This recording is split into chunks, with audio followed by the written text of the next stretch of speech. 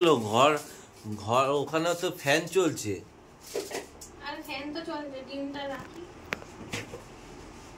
দেখো কাজ থেকে এসেই ডাইরেক্ট ফ্যানটা চালিয়ে দিল, আর ওখানে নাকি ওর হাওয়া হচ্ছে। বুঝতে পারছো কারেন্টের বিল কিভাবে যাচ্ছে? ফ্যান ঘরে চলছে, এসেই চালিয়ে দিল, গরম হচ্ছে, আর এখানে এসে কাজ করছে। দেখো ওখানে নাকি হাওয়া লাগছে। এটাই ফ্যানটা বন্ধ থাকলে না একটা গুমসো গুমসো গরম লাগে, আর ফ্যানটা চললে ওই আওয়াজটা হয়, তখন মানে একটু ঠান্ডা ঠান্ডা লাগে। সেটা যেখানেই থাকে না, ঘরে থাকলে কিন্তু বাবু একটা কাজ করে, ঠিক আছে?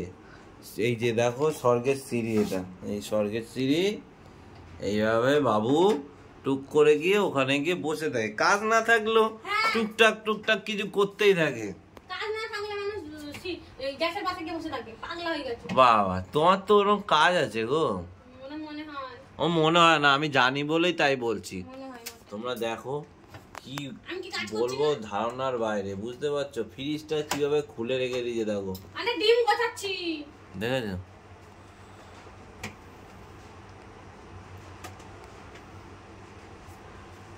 দেখো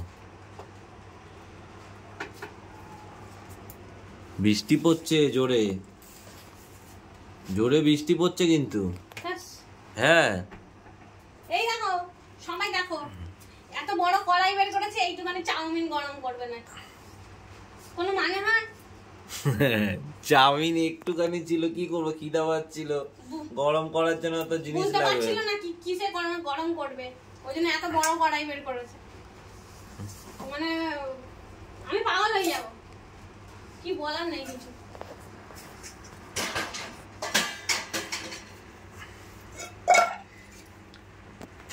কি অবস্থা দেখেছো? সামান্য মানে করে খেতে হয়, বুঝতে পারছো তো? কেউ করে দেওয়ার নেই। চাউমিন করে খাওনি তুমি, মিথ্যা কথাটা কম বলো।